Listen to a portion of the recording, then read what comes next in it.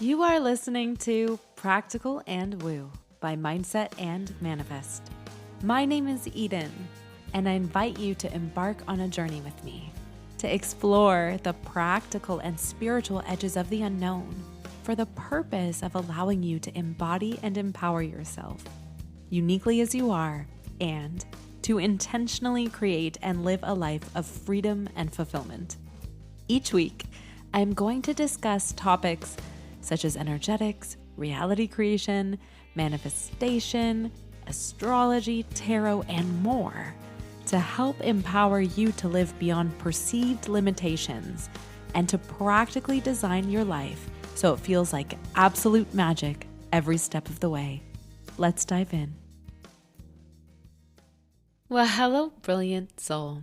Have you ever met someone that just grinds your gears so much that an inner hate fire is sparked inside? It's in the way they respond to life that activates an invisible tripwire within you that causes you to huff and puff, secretly judge them with every fiber of your being. You may be surprised to hear me open an episode this way. Perhaps it feels entirely unspiritual to you, and yet there is nevertheless a purpose for this. This episode is an exploration into understanding how to not take other people's coping mechanisms to heart and how to see the human beneath the mask that they wear. This is a skill that will serve you in love and friendship, family dynamics, in your leadership, and in developing your own capacity to feel steady within yourself. It is one of the deepest relational ports that exists, and it's at the core of living a life where your power is not shaken by the unprocessed survival strategies of others. Most coping mechanisms are unconscious. People typically don't wake up and think, I will lash out today because it makes me feel safer, or I will withdraw because connection scares me. They probably don't even realize their tendency to nitpick perfection or shut down when feeling overwhelmed by their emotions. Instead, these behaviors arise from an inner architecture that's built from childhood conditioning, formative wounds, and the millions of moments where a person learned how to protect themselves in a world that didn't always feel safe. When we forget this, we default into the most common knee-jerk reaction, taking everything personally. We interpret someone's irritation as a commentary on our worth. We interpret someone's lack of responsiveness as a sign that we're unimportant. We interpret someone's coldness as rejection of who we are. And because these responses sting, our minds react by defending itself. We assign motives and create narratives and build an intricate storyline to explain why this particular person is making our life feel more difficult. It's in this kind of mental scramble for understanding that we put on our own mask of self-protection that blinds us to the truth of someone else. When we view another person only through the lens of their coping mechanism, we are not really allowing ourselves to see them. We are seeing the echo of their fear and the cage of their defense. And if we don't acknowledge this, we become reactive and impacted in the wake of this experience. There's an enormous difference between understanding someone and tolerating harmful behavior. And what we're talking about here is about understanding that someone else's coping mechanism is not a verdict on your value.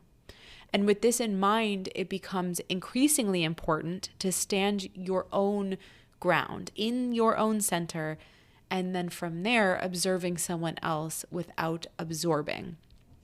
Every coping mechanism has a root. Some people grow up in homes where being loud was the only way to be heard. Others learn to shrink in order to avoid conflict. Some find safety in being productive and responsible or self-sufficient, while others learn to be agreeable, accommodating, or emotionally reserved. These patterns don't start as choices, but as solutions that become patterns of behavior. You don't have to prove yourself to someone who is coping. You don't have to decode every tone, expression, or pause. You are not meant to be the emotional custodian of someone else's unhealed history, nor do you have to take on that role. Your task is to hold your own center, to honor your own experience, and to see the situation for what it truly is, a moment of someone expressing their coping. And yes, the hope is that we are all doing this kind of personal work and taking self-responsibility to see where our adopted strategies are negatively impacting those around us. And some people just aren't ready or available to self-reflect in this way. So our only option is to recognize when the impact of an experience has nothing to say about you and everything to say about the person that you're engaging with. And then from there, doing your best to hold this with compassion and set whatever then personal boundaries you need to in order to be on your own team. The truth is that most reactions you encounter are about internal battles that the other person is fighting. Most patterns you observe were shaped long before you arrived. And most behaviors that impact you were never designed with you in mind. So how do we decode the difference? The first step is noticing the story that your mind jumps to and giving yourself enough space to question whether it's true. When someone pulls back or goes quiet, our reflexive thought might be to think they don't care. And with some space, you might be able to consider other possibilities. You may be able to determine that this is a familiar pattern that this person uses when emotions feel overwhelming for them. Small internal questions break the spell of personalization. Or here's another example: when someone shifts into control mode, instead of assuming that they're overpowering you or trying to overpower you, observe what's happening in the room. Are they organizing, directing, or tightening their grip during moments of uncertainty? You may come to realize that control is this person's way of creating order in a moment that feels chaotic to them. If someone becomes sharp or critical, your body might register this as hostility. And instead of believing that you're under attack, you might try scanning this moment for a deeper sense of what they might be experiencing. Are they stressed? Are they trying to meet a certain standard? Is their tone maybe sharper than their intention? This will give you a more accurate read of what is driving their behavior. And this isn't always easy. And none of this is about excusing harmful behavior or requiring you to tolerate what hurts you. This conversation is simply an anchor for you to understand with more accuracy an interpretation of a particular moment. Because when you can check your story first and slow down a moment, you can then look for an underlying pattern and also stop absorbing what was never yours to hold. From this place, you allow yourself to respond with clarity rather than from reacting with your own wound that felt poked. The ability to see beneath someone's coping mechanism is a relational superpower. It allows you to hold space without collapsing into self-doubt. It allows you to offer compassion without abandoning yourself. It allows you to draw boundaries without hostility. You're able to shift from feeling furious and self-righteous, how dare they do this to me, to I can see what's happening here, and I know how to respond in a way that also honors me. This is the foundation for developing emotional sovereignty. To understand this more fully, think of how you respond when you feel vulnerable or overwhelmed. Most people don't lead with their most authentic voice in these moments. Instead, they lead with whatever coping strategy has historically allowed them to feel safe. You may become quiet or even overly communicative. You may become overly focused on problem solving or hypervigilant, wanting to fix everything for everyone. Perhaps you become agreeable or guarded. An important thing to remember is that these are not your core qualities, just your adopted strategies. Seeing your own coping mechanism and allowing yourself to be honest about what those are is really helpful for allowing you to see into someone else's coping strategies, even if they are night and day different from your own. Recognizing that everyone is operating within the limits of their emotional bandwidth allows you to soften your own lens and reach more and more towards compassion. It gives you X-ray glasses that allows you to see the trembling underneath the bark or the fear that's underneath the irritation. It allows you to see the child underneath the armor of quote unquote being an adult. To truly humanize someone, you have to be willing to acknowledge their complexity. People are not their worst moments, nor are they their defenses.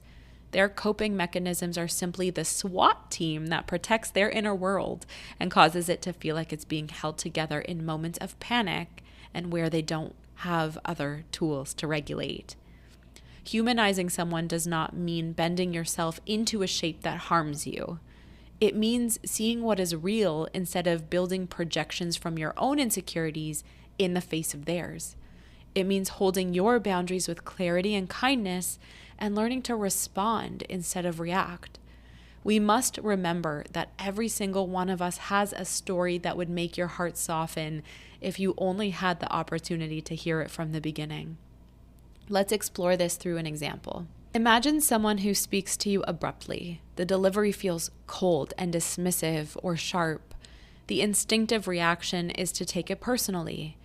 Your mind will activate the storyline that expertly convinces yourself that this person is mad at you because you somehow upset them, even though you have no idea why. Your nervous system responds with tension, and now the conversation between you has this new edge that was not originally there. You get defensive because you're afraid you upset them, and they get even more withdrawn. This is where one coping mechanism activated another. Our task here isn't to excuse a harsh tone, but to contextualize it. Because when your interpretation shifts, you are also protecting yourself from absorbing the energy, and you're allowing yourself to see the situation at face value.